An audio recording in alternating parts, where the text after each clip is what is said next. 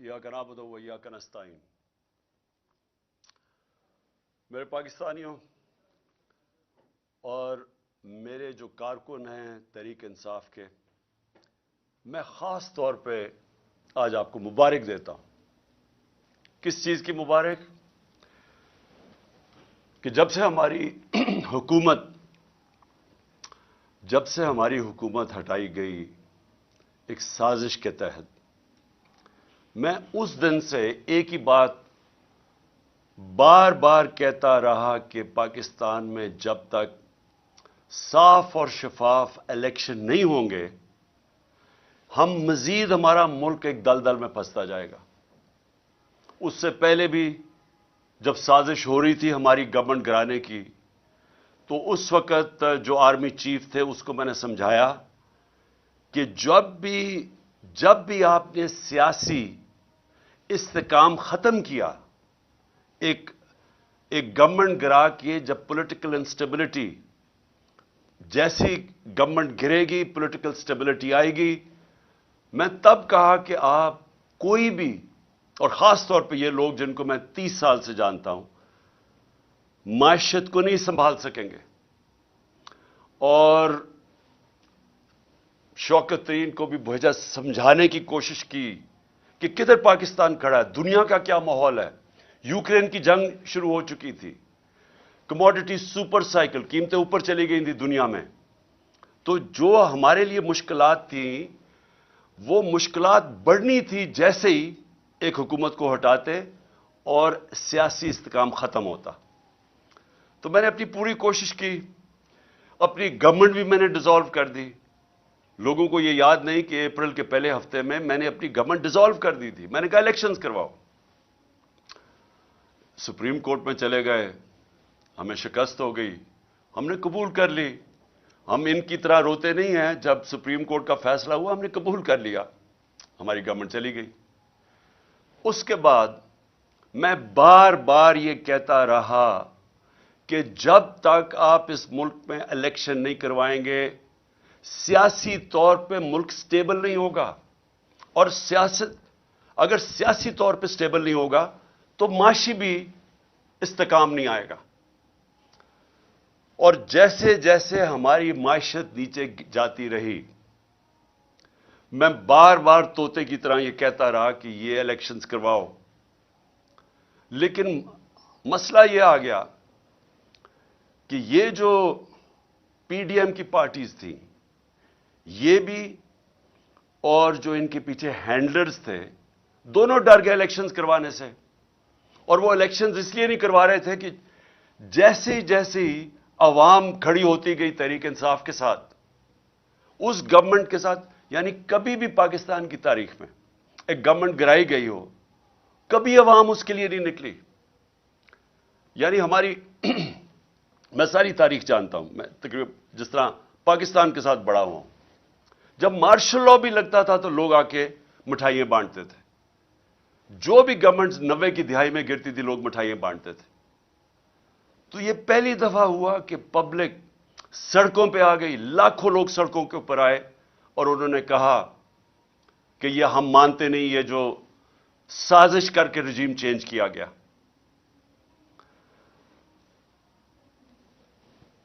बदकिस्मती से बजाय मेरी बात सुनने के लिए, क्योंकि मैं तो वो कह रहा था जो पाकिस्तान की बेहतरी थी, बजाय मेरी बात सुनने के हमारे कारकुनों के ऊपर जो सख्ती की गई। मैं जनरल मुशर्रफ के मार्शल लॉ के अंदर ऑपोजिशन में था। मुझे जनरल मुशर्रफ के मार्शल लॉ में मैं जेल में गया। मैं आज आप सबके सामने कहता हूं कि कभी मैंने इस मुल्क की तारीख में इस तरह की सख्ती नहीं देखी जो इन्होंने हमारे पे की। कारकुनों को जेलों में डाला। 25 मई को मैं बार बार कहता हूं, जो जुल्म किया इन्होंने, लोगों के घर 3-3 बजे लोगों के घरों में घुस के, ना चादर ना चार दीवारी, लोगों को उठा के ले गए।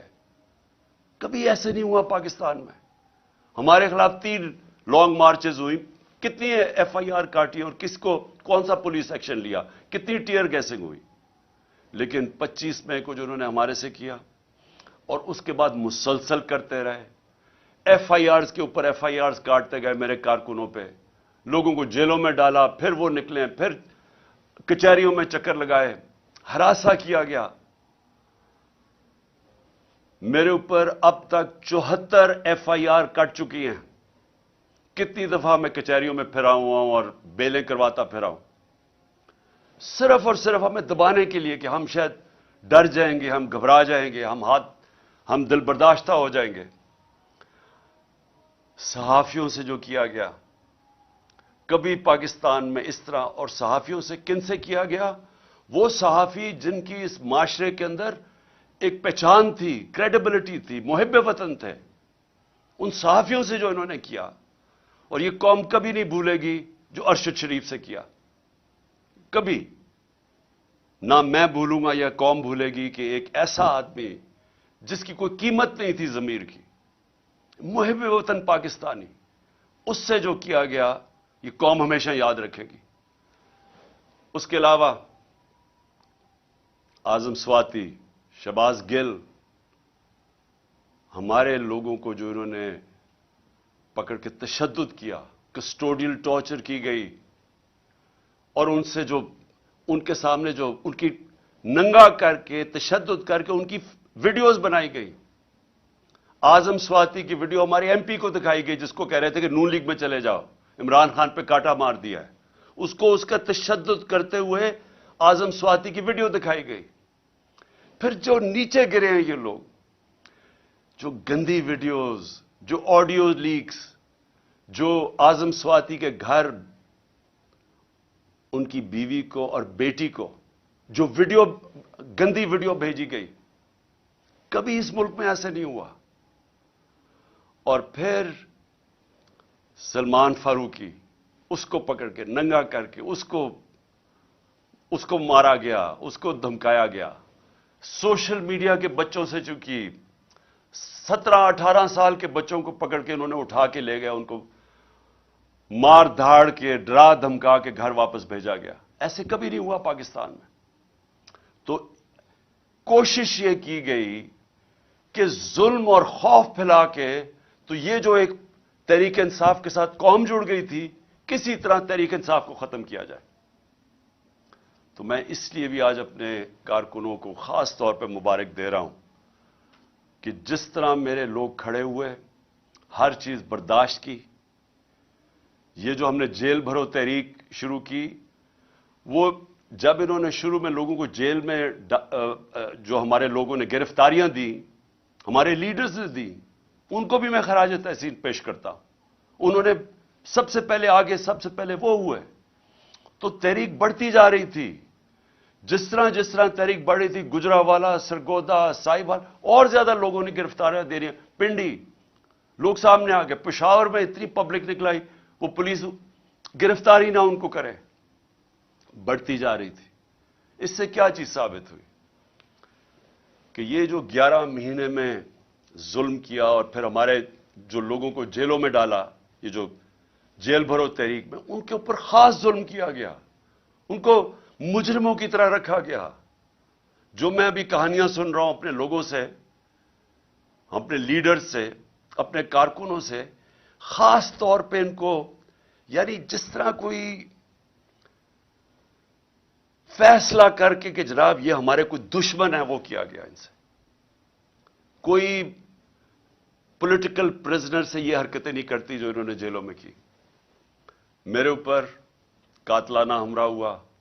میں 2 مہینے پہلے سے بتا رہا تھا کہ یہ کرنے والے ہیں. مجھے پتا تھا کون ہے, مجھے اب بھی پتا کون ہے. وہ لوگ جو طاقت میں بیٹھے ہوئے ہیں اس وقت, پرائم منسٹر, انٹیریئر منسٹر, ہماری ایجنسیز کا سب سے اس وقت جو خوفناک آدمی ہے, ظالم آدمی ہے, انہوں نے پلان کر کے مجھے قتل کرنے کی کوشش کی. لیکن ایک پلان انسان بناتا ہے, ایک اللہ بناتا ہے. اس کا میں شکر ادا کرتا ہوں کہ آج تحریک انصاف ادھر پہنچ گئی ہے. اور میں پھر سے کہتا ہوں کہ میں نے ساری پاکستان کی سیاست 70 سال جیسے مجھے ہوش آئی ہے تب سے دیکھ رہا ہوں. کبھی پاکستان کی تاریخ میں کسی جماعت کو اللہ نے وہ عزت دی جو آج تحریک انصاف کو دی ہے. 37 बाय इलेक्शन हुए, 37 बाय इलेक्शन। सारी जमातें एक तरफ, इलेक्शन कमीशन उनकी मदद करने आई, इंतजामिया ने उनकी मदद की, और जो अपने आप को न्यूट्रल्स कहते थे वो उनके साथ खड़े हुए। उसके बावजूद 37 बाय इलेक्शंस में से 30 बाय इलेक्शन तहरीक इंसाफ जीती। ये जो अभी जामपुर में इलेक्शन हुआ, वो इलाका जिधर देहाती लोग देहातों में रहते हैं, उनको पूरा डराया गया, पूरी तरह एजेंसीज ने जोर लगाया, पूरी तरह इन्होंने, इंतजामिया ने खौफ की फिजा बनाई, डराया, धमकाया। तो जाए पूछे जरा जामपुर में हुआ क्या। सारी पार्टीज के वोट उनसे अकेली मोहसिन लगारी तहरीक इंसाफ के कैंडिडेट की ज्यादा वोट्स थी। जो जनरल इलेक्शन में वोट पड़ी उससे भी ज्यादा पड़ गई। इससे और ज्यादा खौफजदा थे, और उन्होंने पूरी कोशिश की कि किसी तरह जो आइन के अंदर 90 दिन का इलेक्शन का लिखा हुआ है कि जैसे ही प्रोविंशियल असेंबलीज डिसॉल्व होनी थी तो 90 दिन के अंदर इलेक्शन होना था। गवर्नर्स इनके, उन्होंने नहीं इलेक्शन की डेट दी, इलेक्शन कमीशन उसने नहीं डेट दी। आखिर में सुप्रीम कोर्ट ने फिर उसके ऊपर एक्शन लिया, और आज सारी कौम सुप्रीम कोर्ट का शुक्रगुजार है कि आपने इस मुल्क के आइन की हिफाजत की, और आपने मुल्क को इलेक्शन की तरफ लगाया, जो एक ही तरीका है। अगर पाकिस्तान को इस दलदल से निकालना है, एक ही तरीका है, इलेक्शंस। जो मैं फिर से 11 महीने से लगा हुआ हूं कहने हैं कि इसके अलावा जो भी आप कुछ करेंगे, मजीद दलदल में फंसता जाएगा हमारा मुल्क। और आज हालात क्या है? आज अगर पाकिस्तान के आप हालात देखें तो दुश्मन भी मुल्क से वो ना करे जो इन सारी जमातों ने मिलकर किया। सिर्फ इनका मकसद था कि इनको जो करप्शन के केसेस थे इनके ऊपर, वो माफ करवाने थे। आते साथ ही अपने करप्शन के केसेस माफ करवा लिए।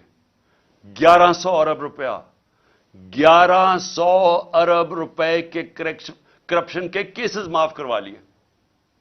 मैं फिर से आपको बताऊं कि हमारे 3.5 साल में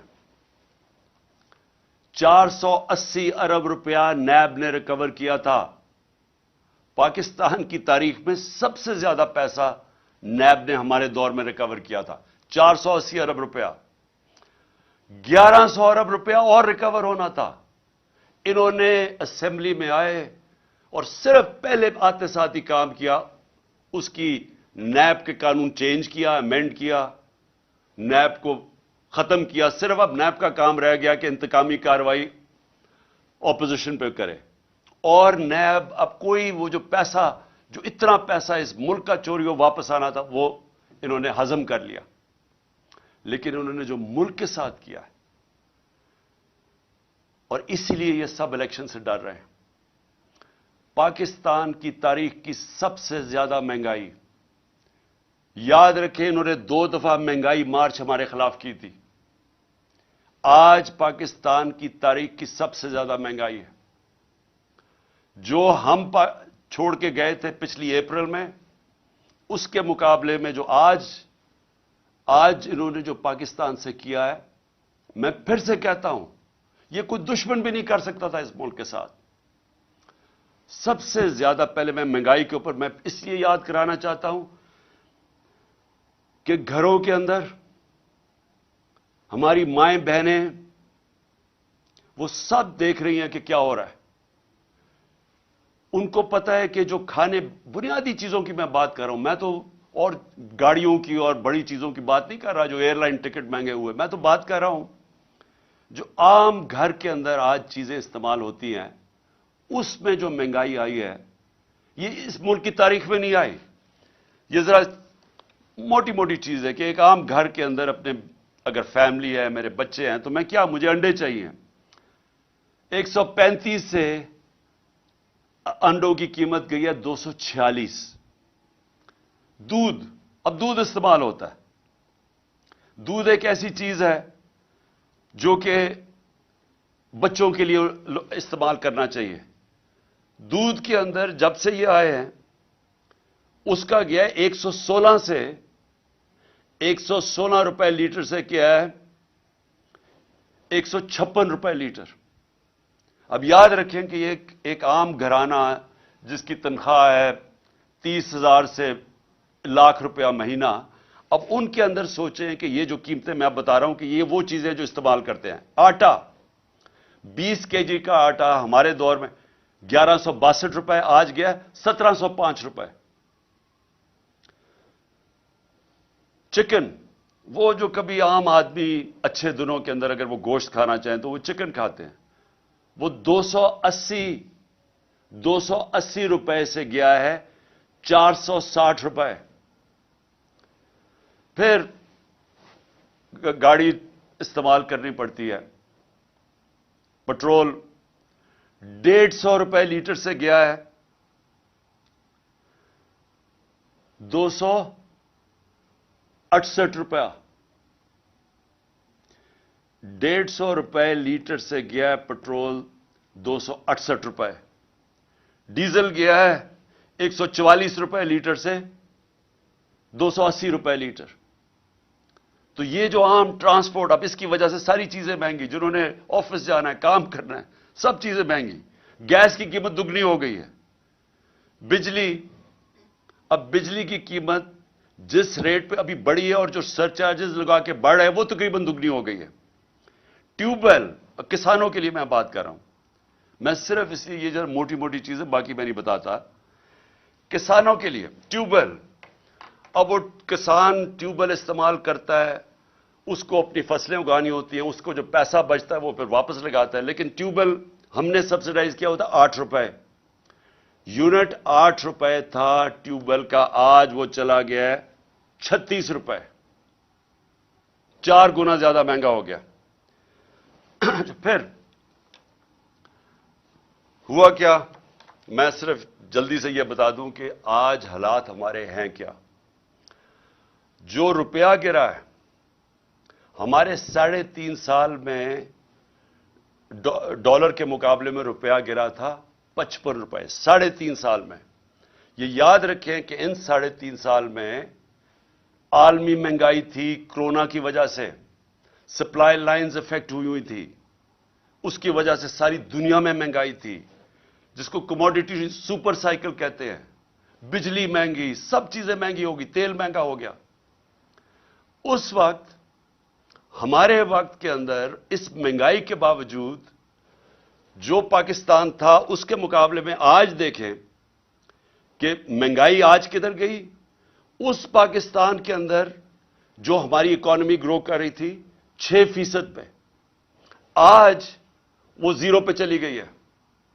اور جو لوگوں کو خوف آ رہا ہے کہ جس طرح ملک میں سے پیسہ باہر جا رہا ہے، جس طرح انڈسٹری بند ہو رہی ہے، جس طرح کسان متاثر ہو رہا ہے، خوف اب یہ ہے کہ یہ جب 0 پہ جب پہنچ جائے گی گروتھ ریٹ، اس کا مطلب بے روزگاری اور بڑھ جائے گی.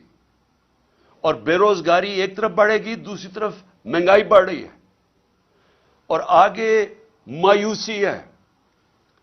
مایوسی ہے کہ 8 لاکھ پاکستانی پروفیشنلز ملک چھوڑ کے باہر چلے گئے. یہ ہے مایوسی کا عالم اس دور میں. دو اور چیزیں میں آپ کو بتا دوں کہ اس دور میں کوئی بڑا مسئلہ نہیں آیا. ہمارے دور میں کرونا آیا جو صدی میں ایک دفعہ اتنا بڑا ایک عذاب آتا ہے. صدی میں ایک دفعہ اس طرح کا ایک سانحہ ہوتا ہے جو ساری دنیا میں، کرونا نے دنیا میں جو امپیکٹ کیا. ہمارے دور میں اس کے باوجود ہمارا ملک بھی آگے جا رہا تھا، ہماری معیشت بھی 6% پہ بڑھ رہی تھی. 17 سالوں کے بعد اس طرح اوپر جا رہا تھا. انڈسٹری وہ ریکارڈ پرفارم کر رہی تھی، وہ آگے بڑھ رہی تھی. ہمارا جو زرعی پیداوار تھی وہ 4.5% پہ تھی، وہ کوئی 17 سال کے بعد اوپر ملک جا رہا تھا. تو جب ملک اوپر بھی جا رہا تھا، روزگار 50 لاکھ نئی نوکریاں ملی ہمارے دور میں. تو اس مشکل حالات کے اندر کرونا کے باوجود، کموڈٹی سپر سائیکل کے باوجود، ہم جب وہ ملک کو سنبھال رہے تھے تو ان کے کون سی قیامت آئی کہ آج پاکستان ادھر آ کے کھڑا ہو گیا؟ آج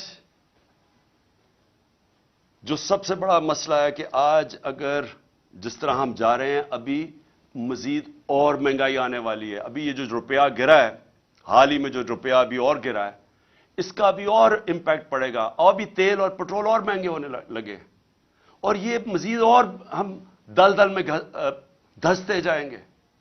تو اس کا حل کیا ہے؟ میں آج اصل میں اپنی، کیونکہ الیکشن ہماری کیمپین شروع ہونے لگی ہے، تو میں پہلے اب آپ کو بتاتا ہوں کہ راستہ کیا ہے اس میں سے نکلنے کا. قوم آج یہ پوچھ رہی ہے کہ اگر تحریک انصاف آتی ہے تو ہم کیا کریں گے؟ ہم کیسے قوم کو اس مشکل وقت سے نکالیں گے؟ سب سے پہلے جب تک اس ملک کے اندر ایک گورنمنٹ نہیں آتی جو ایک پبلک مینڈیٹ لے کے آئے، جو پبلک کی ووٹ سے آئے، جو پبلک جس پہ اعتماد کرے. پہلا تو اگر ملک کو اب اس دلدل سے نکالنا ہے، پہلے تو وہ گورنمنٹ چاہیے جس کے ساتھ پاکستان کی قوم کھڑی ہو، اور وہ صرف الیکشن سے آ سکتی ہے. میں یہ امید رکھ رہا تھا کہ جب 2 صوبوں کے اندر الیکشن اب سپریم کورٹ نے کہہ دیا اور وہ ہوں گے انشاءاللہ 30 اپریل کو، تو میں امید یہ رکھ رہا تھا کہ اتنی ان میں عقل آ جائے گی کہ بجائے 60% پاکستان میں الیکشن ہو، جنرل الیکشن کر دیں.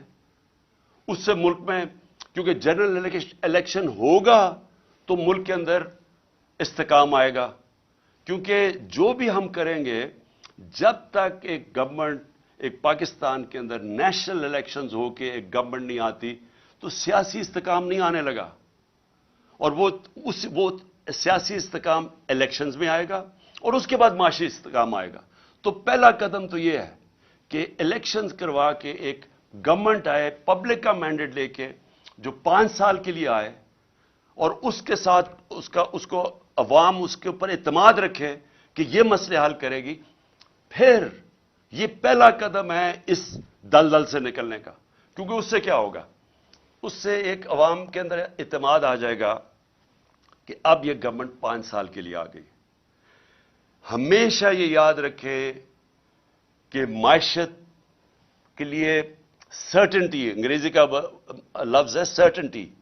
جب تک لوگوں کو یہ اعتماد نہیں ہوتا کہ میں اگلے 2 3 4 5 سال تک یہی رہے گی حکومت، یہی پالیسیز رہیں گی، جب تک یہ اعتماد نہیں ہوتا، جو بزنس مین ہے، جو انویسٹر ہے، وہ پیسہ اپنا نہیں لگاتا.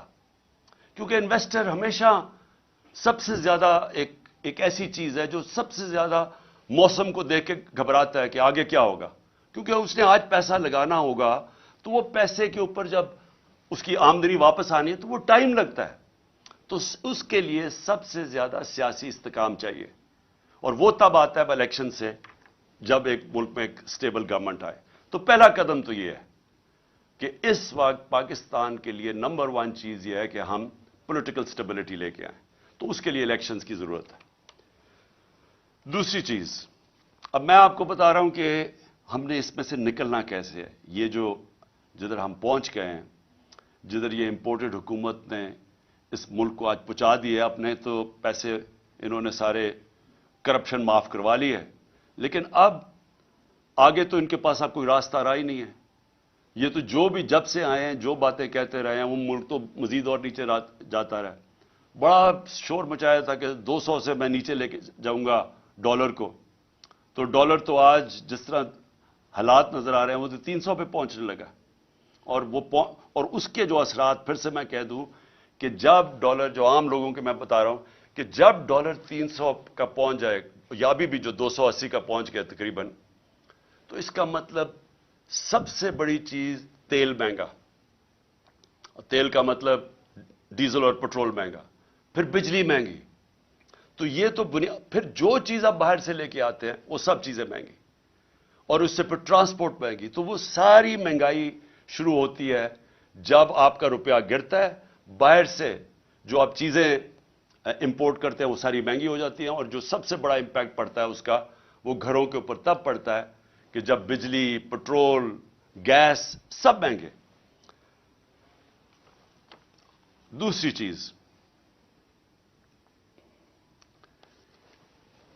देखिए, इसके लिए अगर हमने अब पाकिस्तान को जो हालात अब आ गए हैं और जो सारे बाहर के जो इदारे हैं जो जिनको मूडीज है या ये जो फिच है, ये जो फैसला करते हैं कि मुल्क की माशत की हालत क्या है, तो वो जो फैसला करते हैं कि मुल्क में कितनी सकत है, इसकी माशत आगे बढ़ सकती है या ये नीचे जा रही है, तो वो सारे इदारों ने आज पाकिस्तान को नीचे ले गए हैं कि डिफॉल्ट करने लगा। डिफॉल्ट का मतलब कि जो हमने कर्जे लिए हुए हैं वो अब वापस नहीं कर सकते, हमारे पास आमदनी नहीं है वो कर्जे वापस करने, क्योंकि हमारी जो माशत है वो सुकड़ती जा रही है।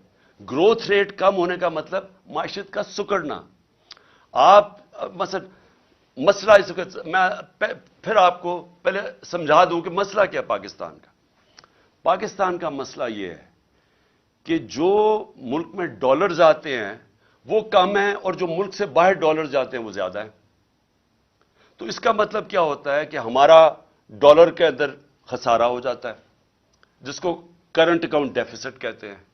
जब ये खसारा हो जाता है डॉलर का, तो वो रुपए के ऊपर प्रेशर पड़ना शुरू हो जाता है और रुपया गिरना शुरू हो जाता है।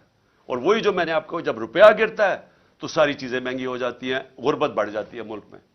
और मुल्क में जब रुपया आपका गिरता है तो मुल्क की आमदनी गिर जाती है। तो मसलन अब 100 रुपया डॉलर महंगा हो गया, इससे क्या हुआ? इससे हमारी पाकिस्तानी, अगर आपके बैंक में पैसे पड़े हुए हैं रुपयों में, तो वो 100 रुपये, अगर आपका 300 रुपया पड़ा हुआ है तो उसमें से 100 रुपया कम हो गया, उसकी यानी खरीदार की पावर कम होगी। लेकिन अगर आपने ये जो सारे बाहर से इंपोर्टेड गवर्नमेंट है, इनके तो सारा पैसा बाहर पड़ा हुआ है, इनके तो डॉलर्स में पैसे पड़े हैं, इनकी प्रॉपर्टीज में फिर बैंक अकाउंट सारे डॉलर्स में हैं, तो इनको मजीद 100 रुपए का फायदा हो गया। तो पाकिस्तानी गरीब हो गए और ये जो बाहर से चोरी करके पैसा बाहर ले जाते हैं, इनकी दौलत में इजाफा हो गया। तो सबसे जो मैं ये दूसरे पॉइंट आपको कहने लगा था कि सबसे इंपॉर्टेंट अब चीज क्या है इस वक्त, इस मुश्किल जो हम आगे देख रहे हैं, इससे अगर हमें निकलना है तो एक मुल्क को यूनाइट होना पड़ेगा, हमें मुत्तहिद होना पड़ेगा। ये जंग अब ये ऐसी नहीं लड़ी जाएगी कि गवर्नमेंट आई और कोई गवर्नमेंट समझे कि वो अकेली लड़ सकती है। अवाम को साथ खड़ा होना पड़ेगा, इदारों को साथ खड़ा होना पड़ेगा, सबको मुत्तहिद होकर इसका मुकाबला करना पड़ेगा। और जब भी दुनिया के अंदर किसी कौम के ऊपर मुश्किल वक्त आता है, आप दुनिया की तारीख देख लें, आप और तो और मिसाल, दूसरी जंग अजीम में 2 मुल्क मुकम्मल तौर पर तबाह हो गए, जर्मनी और जापान, लेकिन 10-10 साल में फिर खड़े हो गए, क्योंकि वो कौमें थी, उन्होंने मिलकर मुकाबला किया, सब इकट्ठे हुए, इदारे सब ने फैसला किया कि हमने फिर से अपने पैर पे खड़ा होना है, और खड़े हो गए। जब कौम इकट्ठी हो जाती है उसके लिए कोई चीज नामुमकिन नहीं होती। कौम जब फैसला कर लेती है कि हमने अपने पैर पे खड़ा होना है, एक गैरतमंद मुल्क बनना है, किसी के सामने हाथ नहीं फैलाना, जब उसमें खुददारी आ जाती है वो फिर कुर्बानियां देती है। और मुश्किल वक्त से निकलने के लिए हमेशा कुर्बानियां देनी पड़ती हैं। अब मेरा घर है, कर्जे चढ़ गए, अब जब कर्जे चढ़ गए तो मैं क्या करूंगा? मैं अपनी आमदनी बढ़ाने की कोशिश करूंगा, और जब तक मेरी आमदनी बढ़ती मैं अपने खर्चे कम करूंगा। इसके अलावा तो जब से अल्लाह ने दुनिया बनाई है और कोई दूसरा रास्ता नहीं है। तो हमारे सामने भी अब पाकिस्तान के सामने यह रास्ता है, हमने अपने खर्चे कम करने हैं। हमने हर वो इदारा जो कि पाकिस्तान के ऊपर बोझ बना हुआ है, हर वो गवर्नमेंट कॉर्पोरेशन जो बोझ बनी, अब हमने सोचना है कि हम कैसे इनको ठीक करना है। और इसके लिए हमें वो जो पाकिस्तान ने अपनी तारीख में नहीं उठाए, हम शॉर्टकट्स ले लेते हैं, हम एड ले लेते हैं, हम कर्जे ले लेते हैं, उससे क्या होता है? और जो ये हुकूमत करने की कोशिश कर रही है, हाथ फैलाया है कि जो कहीं से कर्जे आ जाए, बड़ा यानी खुशियां बनाई जाती हैं कि जी वहां से چائنا نے $500 ملین کا قرضہ دے دیا. لیکن یہ تو کینسر کا علاج ڈسپرن سے ہو رہا ہے. کینسر تو پھیلتی جا رہی ہے. کینسر کا جب تک کینسر کاٹ کے نکالی نہیں جائے گی، اب یہ ملک کا علاج ہو نہیں سکتا قرضوں سے. تو اس سے کیا کرنا ہے؟ پہلے تو ہم نے اپنے خرچے کم کرنے ہیں. کئی ہماری گورنمنٹ کارپوریشن نقصان کر رہی ہیں، ان کو بالکل ریسٹرکچر کرنا ہے. ہم نے اتنی بڑی گورنمنٹس بنا دی ہیں، سوچنا ہے کہ ان کو ہم نے صحیح طرح چلانا کیسے ہے. ہم نے مثلا پینشنز ہیں، اور پینشنز اتنی زیادہ ہو گئی ہیں کہ ہمارا جو خرچہ ایک صوبے کا خرچہ ہوتا ہے، اس میں اس کا زیادہ پیسہ پینشنز پہ چلا جاتا ہے. حالانکہ دنیا میں پینشنز کے لیے پیسہ بنایا جاتا ہے. پینشنز کو سیونگ کروا کے جو لوگ پینشن دے رہے ہوتے ہیں وہ اپنی پینشن فنڈ میں کنٹریبیوٹ کرتے رہتے ہیں، وہ بڑا فنڈ بن جاتا ہے. مہاتر محمد نے مجھے بتایا کہ وہ ان کا جو پینشن فنڈ ہے وہ ان کے لیے پیسے وہ انویسٹ کرتے ہیں، اسے پیسہ آتا ہے، اور اس سے پیسے میں وہ ملک کی دولت میں اضافہ ہوتا ہے.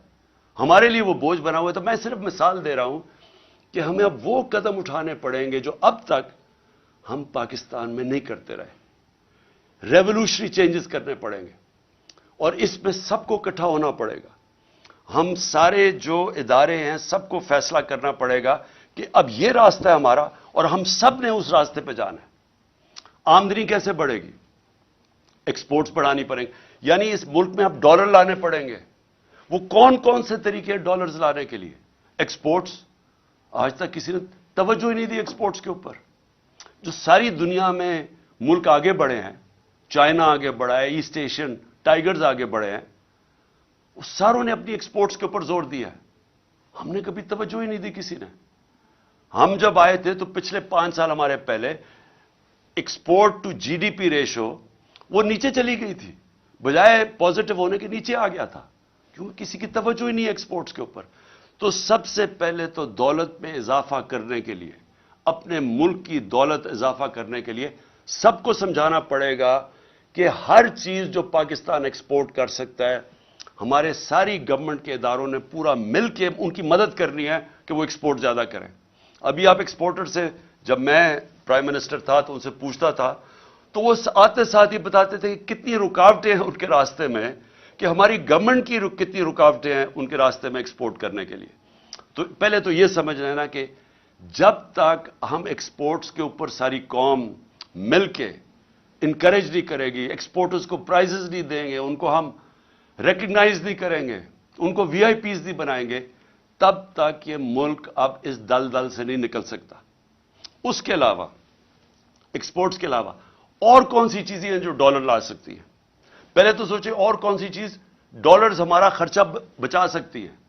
ہم مثلا پام آئل امپورٹ کرتے ہیں، ہم نے کیوں نہیں سوچا کہ اور کیا طریقے ہیں کہ ہم پام آئل کی اپنی امپورٹ کم کر سکیں؟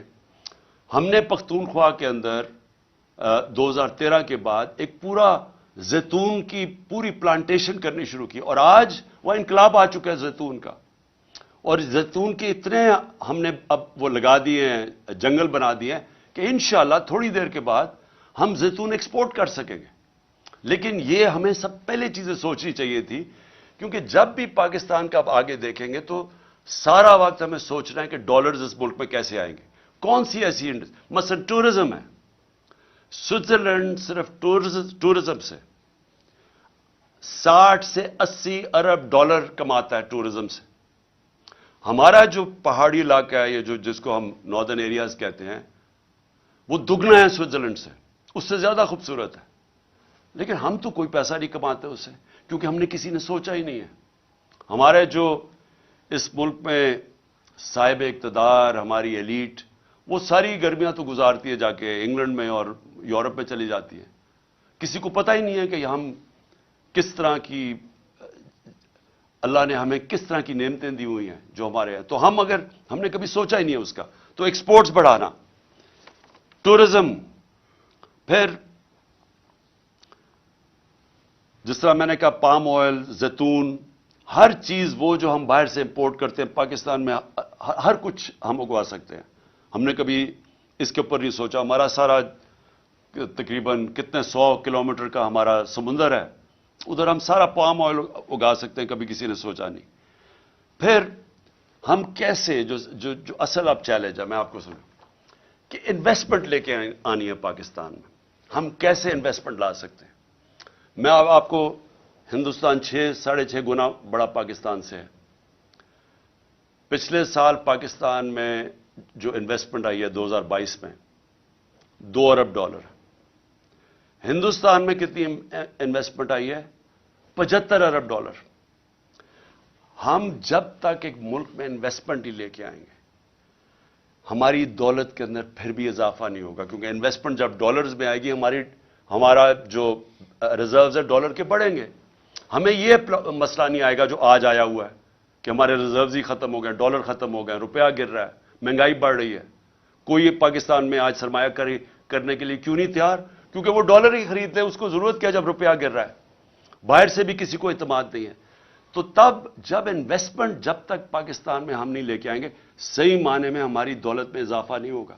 ہم نے ٹیکنالوجی زونز بنائے, ہم نے ایکسپورٹ زونز بنائے, ہم نے خاص طور پہ یہ بنائے اس لیے کہ جو باہر سے ہمارے ملک میں انویسٹ کرنا چاہتا ہے, ادھر ہم نے ان کے لیے کنسیشنز دی, ہم نے ٹیکس بریکس دیے تاکہ وہ آئیں اور یہاں انویسٹ کریں. بدقسمتی سے جو ہمارا سب سے ہمسایہ چائنا, وہ 2 سال بند ہو گیا کرونا کے اندر.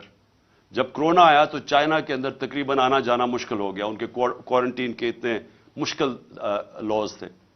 تو وہ ہم نے وہ 2 سال مس کر دیے. لیکن فیوچر کے اندر ٹیکنالوجی زونز اور ایکسپورٹ زونز جو ہم نے مختص کیے ہوئے علاقے, ان کے اندر جس طرح چائنا جب آگے بڑھا تھا تو اس نے انوائٹ کی تھی انڈسٹری جو ان کی ایکسپورٹ زونز کے اندر آ کے انہوں نے پھر ایکسپورٹ شروع کی, اور اسی طرح چائنا کی یہ 30-35 سال پہلے انہوں نے کی, اور آج کہاں سے کہاں پہنچ گئے. تو ایکسپورٹ زونز ہیں, ٹیکنالوجی زونز, اور ٹیکنالوجی کی اب ذرا میں ٹیکنالوجی یہ دیکھ لیں, آئی ٹی ایکسپورٹس.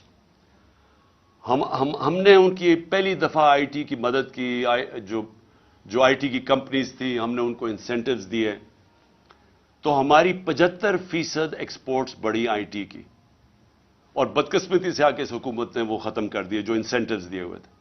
ہندوستان کی آئی ٹی کی صرف ایکسپورٹس $150 ارب ہے جو وہ آئی ٹی ایکسپورٹس کرتی ہے. تو ہمارے پاس ایک ینگ پاپولیشن ہے, نوجوان آبادی ہے, ہمارے پاس بڑے آرام سے اگر ہندوستان کر سکتا ہے, ہم کم از کم $20-30 ارب تو ایکسپورٹ کر سکتے ہیں. کبھی کسی نے توجہ نہیں دی, تو اس کے اوپر ہم زور لگا رہے ہیں, اور ہم نے آخری 2 سال کوشش بھی کی. لیکن یہ جو میں انویسٹمنٹ کی پہلے بات کر رہا ہوں, دیکھیں یہ کیسے انویسٹمنٹ آئے گی پاکستان میں. ہمیں ایک ماحول بنانا پڑے گا. وہ ماحول کیسے بنے گا؟ ہمیں اس ملک میں رول آف لا قائم کرنا پڑے گا. اگر اب پاکستان نے آگے بڑھنا ہے تو یہ جو میں انصاف کی تحریک 26 سال پہلے چلائی تھی, یہ آپ سمجھ جائیں کہ جس ملک کے اندر انصاف ہے, قانون کی حکمرانی ہے, وہ ملک ترقی کر جاتے ہیں, وہ خوشحال ہے. جن ملکوں کے اندر جنگل کا قانون ہے, بنانا ریپبلکس ہیں, جس کی لاٹھی اس کی بھینس ہے, وہ جتنے مرضی آپ وسائل ان ملکوں میں قائم رکھ دیں, وہ ملک آگے نہیں بڑھ سکتے. میں یہ بار بار آپ کے سامنے یہ کہتا رہا ہوں کہ جو مدینہ کی ریاست میرے نبی صلی اللہ علیہ وسلم نے بنائی تھی, اس کی بنیاد عدل اور انصاف تھا. اللہ اس لیے حکم کرتا ہے کہ ان کے سنت پہ چلو, سیکھو کہ انہوں نے وہ دنیا کے سب سے عظیم لیڈر تھے, انہوں نے وہ کام کیا جو دنیا میں کسی انسان نے نہیں کر سکا. انہوں نے اس ملک کو کہاں سے, اب مدینہ کو دنیا کی امامت کی وہاں سے اٹھ کے ان لوگوں جن کی حیثیت کوئی نہیں تھی. تو سب سے پہلے مدینہ میں عدل اور انصاف قائم کیا. آج اب دنیا اٹھا کے دیکھ لیں, جن ممالک کے اندر رول آف لا ہے وہ خوشحال ہیں, اور جن ممالک کے اندر جس طرح ہمارے آج حالات ہیں کہ این آر او مل جاتا ہے. کیوں نہیں جی, کس یورپین ملک میں کبھی سنا ہے این آر او کسی کو ملتا ہوا؟ کبھی امریکہ میں سنا ہے, سوئٹزرلینڈ میں سنا ہے, کبھی سنا ہے کہ آپ چوری کریں, ملک کی دولت چوری کرو اور آپ کہیں جی میں قانون سے اوپر ہوں؟ اس کو جنگل کا قانون کہتے ہیں. کبھی سنا ہے؟ اپنے پاکستانی آپ کے باہر ہیں, 1 करोड़ पाकिस्तानी बाहर बैठा हुआ है। कभी उनसे पूछें कि Europe, England, America, Norway, Australia, कभी कब्जा ग्रुप का नाम सुना है? कभी कोई ताकतवर कमजोर की जमीन पर कब्जा कर सकता है? क्योंकि इंसाफ है वहां। क्यों आपके लोग यहां से पूरी हर किस्म की कोशिश करते हैं बाहर जाने के लिए? अभी मुझे अफसोस हुआ, हमारी एक हॉकी प्लेयर थी, तुर्की से जाते हुए इटली, वो उनकी किश्ती डूब गई, उसमें पता नहीं कितने 26 पाकिस्तानी भी डूब गए और वो हमारी हॉकी प्लेयर भी डूब गई। तो क्यों सोचा कि क्यों इतने लोग चांस लेते हैं? हर रोज आप पढ़ते हैं कि वो किश्तियों में जाने की कोशिश कर रहे हैं यूरोप में और वहां रास्ते में डूब जाते हैं। क्यों जाते हैं? वहां पैसे तो कोई बांट नहीं रहा। उन मुल्कों के अंदर इंसाफ है। इंसाफ का मतलब क्या है कि मैं अगर मेहनत करूंगा मुझे मेहनत का फल मिलेगा। वो ऐसे मुल्क हैं जब आप, जिसको आज एक लफ्ज इस्तेमाल किया जाता है, level playing field. Level playing field तब आती है जिस मुल्क के अंदर रूल ऑफ लॉ होता है, इंसाफ होता है। जब एक मुल्क के अंदर इंसाफ होता है, लोगों को तहफ्फुज मिलता है, उनके जिसको फंडामेंटल राइट्स कहते हैं, बुनियादी हकूक को उनके मुल्क का कानून हिफाजत करता है उनकी। जब मुझे प्रोटेक्शन मिलती है तभी मैं आजाद होता हूं, और आजाद लोग ही बड़े काम करते हैं। तो जो बुनियादी चीज इंसाफ देता है वो आजादी देता है, वो एक इंसान को लेवल प्लेइंग फील्ड देता है। वो फिर उस जिधर इंसाफ होता है उधर इन्वेस्टमेंट जाती है, लोग उधर जाके अपनी फैक्ट्रियां लगाते हैं, क्योंकि उनको तहफ्फुज होता है, उनको एक कानून, एक मुल्क की अदालतों पे इत्तेमाद होता है कि मैं अगर यहां सरमायाकारी करूंगा तो मुझे हिफाजत मिलेगी। तो जब एक मुल्क के अंदर एक स्मॉलर, और मुल्क की जो रीढ़ की हड्डी होती है वो स्मॉल और मीडियम इंडस्ट्री होती है, जो मीडियम छोटी सनतें होती हैं, वो सबसे ज्यादा लोगों को रोजगार भी देती हैं और वो रीढ़ की हड्डी होती है। तो जब एक मुल्क के अंदर इंसाफ नहीं होता, कॉन्ट्रैक्ट एनफोर्समेंट नहीं होती, अदालतें उनको तहफ्फुज नहीं देती, जो पॉलिसीज प्रेडिक्टेबल नहीं होती, आगे यानी आज एक कानून बना कल दूसरा बना, आज एक टैक्स का निजाम है कल दूसरा बना, उस मुल्क के अंदर सबसे पहले जो कुचले जाते हैं वो छोटी सनतें हैं, स्मॉल और मीडियम इंडस्ट्री। और जब एक मुल्क में इंसाफ, कॉन्ट्रैक्ट एनफोर्समेंट लोगों को तहफ्फुज देते हैं, वो फिर तरक्की करते हैं मुल्क, उधर खुशहाली आती है। शेर शाह सूरी की अगर आप कहानी पढ़ें, वो हिंदुस्तान का सबसे अजीम, एक बड़े बड़े हिंदुस्तान के हुक्मरानों में से एक शेर शाह सूरी था। तो उसकी अगर कहानी, उसकी जब जिंदगी पढ़ें तो शुरू किधर से हुआ था? उसके बाप की जागीर थी, बाप ने उसको कहा कि जागीर संभालो। ये बिहार के अंदर जागीर थी। उसने वो जागीर के अंदर सबसे पहले काम क्या किया? उसने जो बड़े बड़े डाकू थे उन सारों को खत्म किया। उसने अपने जागीर के अंदर कानून की हुक्मरानी कायम करके लोगों को तहफ्फुज दिया। जो सारे इर्द गिर्द की जागीरों के जो सनतकार थे, जो सरमायाकार थे, वो सारे उसकी जागीर में आ गए। उन्होंने वहां जाके पैसा लगाना शुरू कर दिया, वो सबसे खुशहाल हो गई। उधर से शेर शाह सूरी का नाम ऊपर आया। तो आज भी अगर आप स्विट्जरलैंड चले जाएं, यूरोप चले जाएं, जो मैंने देखा है, वहां पैसे नहीं लोग बांट रहे। आप, हमारे लोग इसलिए जाते हैं कि वहां का निजाम ऐसा है कि जो मेहनत करेगा उसको फायदा होता है, और वहां कोई तंग नहीं करता, कोई कब्जे नहीं करता, कोई ताकतवर आके उसको कोई रिश्वत नहीं मांगते हर दूसरे दिन लोग। दुबई में चले जाएं, दुबई में आप पूछें जरा पाकिस्तानियों से कि किस तरह, क्यों आप पाकिस्तान में नहीं बिजनेस करते, क्यों दुबई चले गए हैं, तो वो पूछें, वो आपको बताएंगे कि कोई तंग नहीं करता उनको पता है ये टैक्स है, इतना दो, आराम से मेहनत करो, काम करो, आपको फायदा होगा। तो जो सबसे जरूरी चीज पाकिस्तान में, कानून की हुक्मरानी कायम करना है, हमने रूल ऑफ लॉ कायम करना है। ये मुझे बड़े लोगों ने मेरे से पूछा कि जी ये आप कैसे कायम करेंगे? ये मैं 26 साल से कोशिश कर रहा हूं। मैंने लोगों को, मेरे से जब बात करते हैं कि जी इमरान साहब देखें, आप ये ऑपोजिशन है, आप इनसे बात क्यों नहीं करते? मैं इन सबको अब से नहीं, पहले से भी कह रहा हूं कि पॉलिटिशियन सबसे बातचीत करता है। पॉलिटिशियन किसी से कुटी नहीं करता। پولیٹیشنز کا کام ہوتا ہے سب سے بات کر کے اپنے موقف کے ارد گرد لانا، یا ان کی بات سننا، اپنی سننا، اور پھر کوئی بیچ میں کوئی گراؤنڈ پہ پہنچنا. لیکن جو لوگ ملک کا پیسہ چوری کرتے ہیں، آپ ان کے ساتھ کیسے سمجھوتا کر سکتے ہیں؟ مجھے اگر یہ بار بار، جب 3.5 سال میں گورنمنٹ میں تھا، مجھے بار بار کہتے رہے کہ جی ان کو آپ این آر او دے دیں. جنرل باجوہ نے کہا کہ ان کو این آر او دے دو. وہ جب میں ان سے بات کریں ہم نے فیٹف کا بل پاس کرنا ہے، وہ کہتے جی این آر او دے دو. میں این آر او نہیں دے سکتا، کیونکہ میرا پیسہ انہوں نے نہیں چوری کیا، پیسہ عوام کا چوری کیا ہے. میں کون ہوتا ہوں کہ عوام کا پیسہ ان کو معاف کر دوں؟ اور جب آپ ان کو معاف کرتے ہیں تو باقی چوروں کو کیوں پکڑتے ہیں؟ پھر جیلوں میں بیچارے غریب لوگ کیوں پھنسائے ہوئے ہیں؟ میں سب سے بات کرنے کے لیے تیار ہوں، سب سے سمجھوتا کرنے کے لیے تیار ہوں، کیونکہ جو آگے پاکستان کے حالات ہیں، میں پھر سے کہہ رہا ہوں کہ ساری قوم کو مل کے ان کا مقابلہ کرنا پڑے گا. میرے اوپر قاتلانہ حملہ ہوا، مجھے پتہ ہے کس نے حملہ کیا. میرے اوپر حملہ ہوا، میں معاف کرنے کے لیے تیار ہوں ملک کی خاطر، کیونکہ ہمارے نبی صلی اللہ علیہ وسلم نے، جن کے ہم امتی ہیں، انہوں نے جب فتح مکہ ہوا تو انہوں نے جن لوگوں نے ان کے اوپر ظلم کیا تھا انہوں نے سب کو معاف کر دیا. نیلسن منڈیلا نے اسی سنت پہ چلتے ہوئے، کیونکہ وہ تو رحمت العالمین ہے نا، وہ تو سب انسانوں کے لیے ایک رحمت بن کے آئے تھے. تو نیلسن منڈیلا نے جب 27 سال جیل میں گزارے، جب وہ باہر نکلا تو اس نے سب کو معاف کر دیا جنہوں نے اس کے اوپر ظلم کیا تھا. اور اس نے یہ کہا کہ ٹروتھ اینڈ ریکنسیلیشن، بس یہ سچ بول دو کہ آپ نے یہ ظلم کیا ہے تو ہم آپ کو معاف کر دیتے ہیں. ساؤتھ افریقہ کو بچا گیا، وہاں خون خرابہ ہونا تھا.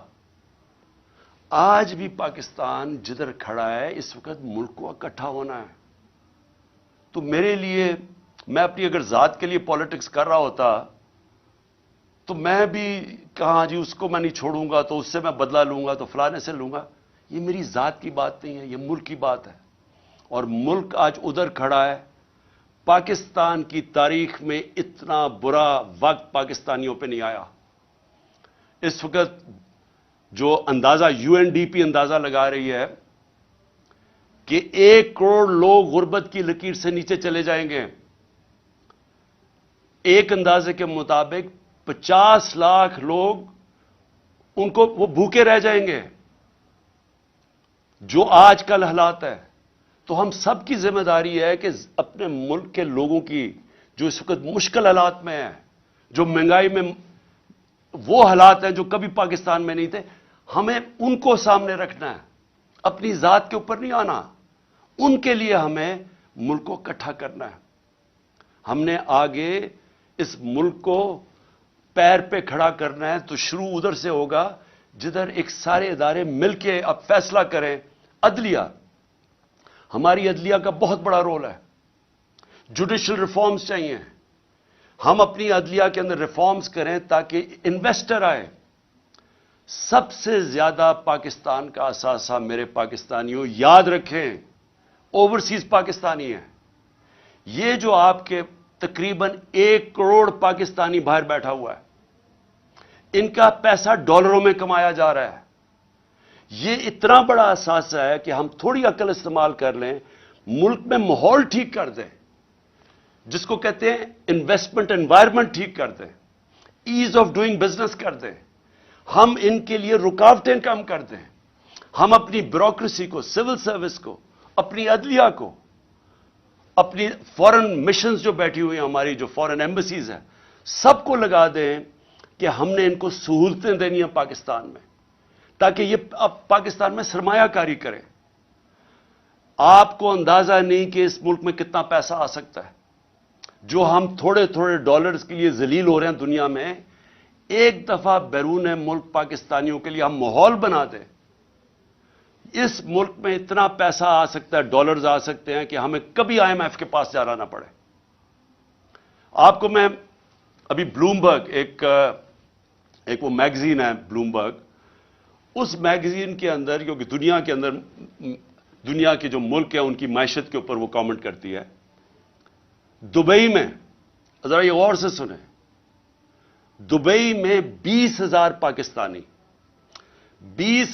پاکستانیوں نے پراپرٹیز خریدی ہیں، 10.4 ارب ڈالر کی. ہم آئی ایم ایف کے پیچھے ہمارا پروگرام تھا 6 ارب ڈالر کا، ہم نے 3 ارب ڈالر لیے تھے اپنے دور میں. ہم اس کے لیے اپنی آزادی بھی کھو بیٹھتے ہیں، اپنی عزت بھی کھو بیٹھتے ہیں. صرف 20,000، یاد رکھیں 1 کروڑ پاکستانی باہر ہے، 20,000 پاکستانیوں نے دبئی میں 10.4 ارب ڈالر کی پراپرٹی خریدی ہے. تو وہ پہلے تو پوچھیں وہ دبئی میں کیوں خرید رہے ہیں؟ اور وہ تو یہاں سے پیسہ باہر جا رہا ہے نا. ہمیں پتہ ہے کہ یہاں بڑے بڑے جو بدقسمتی سے یا طاقتور لوگ جو یہ پیسہ چوری کرتے ہیں وہ سارا باہر بھیج دیتے ہیں. یہ جو سارے مے فیئر کے فلیٹ اور یہ سارا یہاں کا چوری کیا ہوا پیسہ گیا ہوا ہے. تو میں تو صرف دبئی کی بات کر رہا ہوں، میں تو یورپ کی نہیں بات کر رہا، میں امریکہ کی نہیں بات کر رہا، میں انگلینڈ کی بات نہیں کر رہا، لندن میں کتنی پراپرٹیز ہے پاکستانیوں کی اس کی بات نہیں کر رہا، میں تو صرف دبئی کی بات کر رہا ہوں. سوچیں پاکستانیوں کا یہ تو ملک سے باہر پیسہ جا رہا ہے. یہ سوچ لیں کہ ان 1 کروڑ پاکستانیوں میں سے اگر 5 لاکھ پاکستانی فیصلہ کریں پاکستان میں سرمایہ کاری کرنے کا، میں آپ کو یقین دلاتا ہوں کہ پاکستان کے ڈالر کا مسئلہ حل ہو جائے گا. لیکن اس کے لیے رول آف لا، قانون کی حکمرانی، وہ ماحول بنانا پڑے گا جس میں ان کے لیے آسانیاں ہم پیدا کریں تاکہ وہ پیسہ اپنا لے کے آئیں. اور یہ دنیا میں جب ویتنام، یہ جو ملک آگے بڑھے ہیں، ان ساروں نے ماحول پیدا کیا جدھر سے باہر سے انویسٹمنٹ آئی. لیکن ان کے پاس ان کے لوگوں نے نہیں کی، انہوں نے تو چائنیز انویسٹمنٹ لے کے آئے ویتنام میں. ہمارے پاس تو یہ ہمارا اثاثہ بیٹھا ہوا ہے، ہم نے صرف ماحول ٹھیک کرنا ہے، ہم نے ان کے لیے آسانیاں پیدا کرنی ہیں، ہم نے اس ملک کے اندر انصاف قائم کرنا ہے. اور انصاف کا مطلب قانون کے سامنے سب ایک برابر.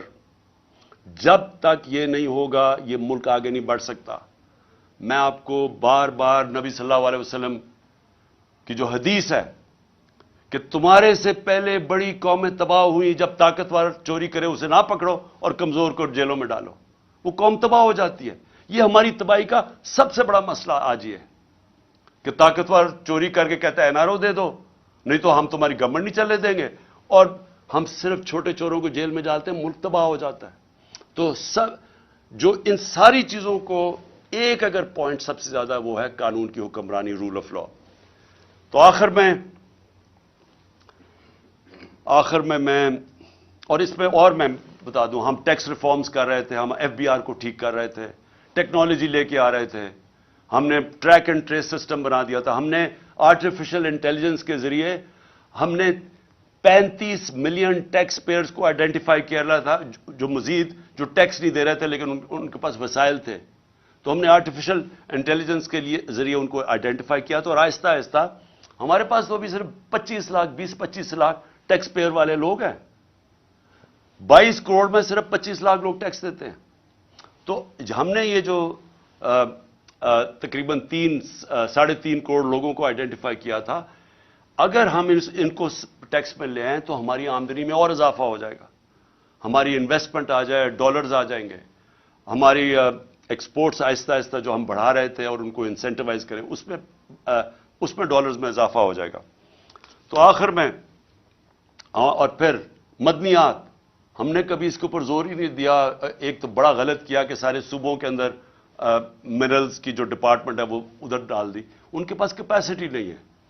اتنا زیادہ پوٹینشیل ہے پاکستان مدنیات یا منرلز کو ہم بیچ کے، ہم نے اس میں بھی ایسٹیمیٹ کیا ہم اور ڈالرز لا سکتے ہیں پاکستان کے اندر.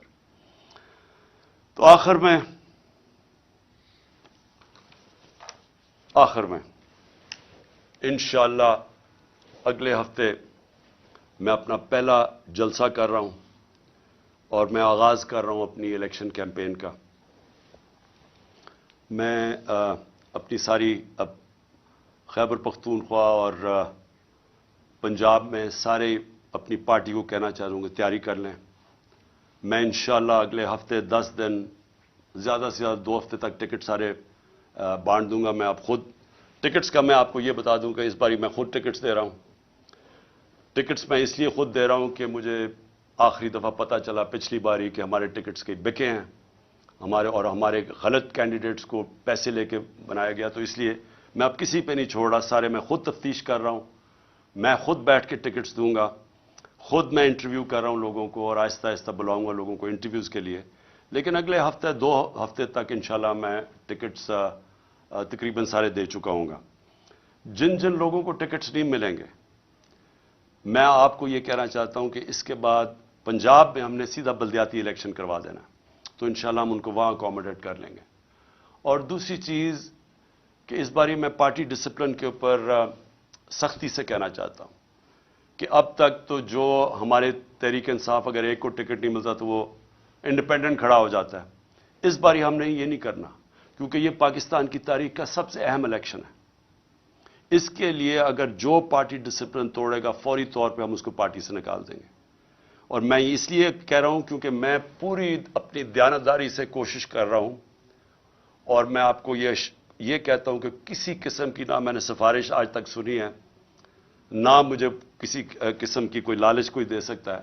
تو میں اپنی پوری دیانتداری سے ٹکٹس دوں گا, اور میں پھر سے کہتا ہوں کہ اگر کوئی کسی نے پھر کھڑا ہو گیا تو ہم اس کو اس باری پارٹی سے نکال دیں گے.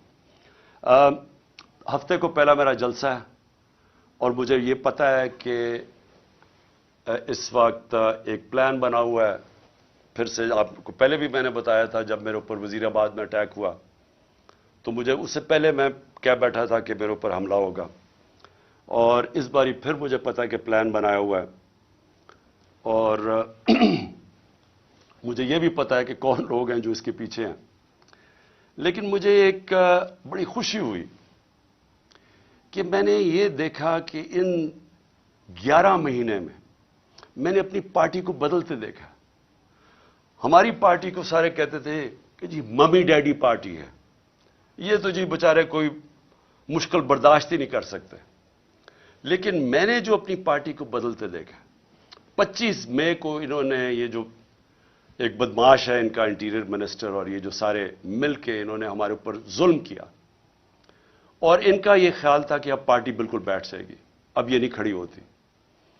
لیکن پارٹی پھر سے کھڑی ہوئی, اور لوگ شوق میں چلے گئے, ہکا پکا رہ گئے کہ کیسے کوئی کر سکتا ہے جمہوریت کے اندر جو انہوں نے ہمارے پہ ظلم کیا تھا. اس کے باوجود اور ڈرایا دھمکایا, اعظم سواتی کو جب مار رہے تھے اس کو کہہ رہے تھے کہ یہ عمران خان کو بتانا, اس سے ہم یہ کریں گے. وہ اعظم سواتی اور یعنی ان کا اور عزم مضبوط ہو گیا. اور اس کے بعد ابھی جو ہمارے لوگ جیلوں میں گئے, میں ابھی جیلوں والے لوگوں سے بات کر رہا تھا جو واپس آئے, انہوں نے خاص طور پہ فیصلہ کیا کہ ان کو دبانا, یعنی ان کو سبق سکھاؤ. مجرموں سے زیادہ انہوں نے ہمارے اوپر سختی کی جیلوں کے اندر. اس کے جو میں نے اب ان لوگ اپنے کارکنوں کو دیکھا جو نکلے ہیں, وہ اور زیادہ پورا عزم ہے. اس لیے اب مجھے ایک چیز ہو گیا کہ اگر عمران خان کو کچھ ہو بھی جاتا ہے تو یہ وہ پارٹی بن گئی ہے, یہ اس ملک کا نوجوان میں وہ شعور آ گیا ہے, وہ تیار ہو گیا کہ اب کبھی بھی انشاءاللہ اس ملک کو حقیقی آزادی کی طرف کوئی بھی روک نہیں سکتا. یہ وہ قوم, میں ایک دن اللہ سے دعا کرتا تھا کہ کیونکہ میں باہر کے ملک دیکھتا تھا سارے, اور میں دیکھتا تھا ان کو کہ وہ آزاد لوگ تھے, وہ لوگ آزاد تھے, اور آزاد لوگوں کی پرواز اوپر ہوتی ہے. اور میں ہمیشہ دیکھتا تھا کہ ہم ایک دبے ہوئی قوم ہیں, ہم ایک ہی پولیس کا دبکا آ جائے کہ یہ جیل میں ڈال دیں گے تو اس سے دیکھ کے ڈر جاتے تھے, کیونکہ ہم کبھی حقیقی معنی میں آزاد نہیں ہوئے. اب میں ایک آزاد قوم کو ابھرتے دیکھ رہا ہوں. میں اپنے نوجوانوں کو لا الہ الا اللہ کا مطلب سمجھتے دیکھ رہا ہوں. لا الہ الا اللہ انسان کو غیرت دیتا ہے, خودداری دیتا ہے. یہ جو خوف کا سب سے بڑا جو غلامی انسان کرتا ہے, وہ خوف کی بت کی غلامی کرتا ہے. میں نے اس سے آزاد ہوتے دیکھا لوگوں کو. اس لیے مجھے یہ فکر نہیں ہے کہ جو بھی آگے راستہ ہوتا ہے, مجھے پتا ہے کہ جو یہ اب قوم نکل رہی ہے اب اس کو کوئی غلام نہیں بنا سکتا.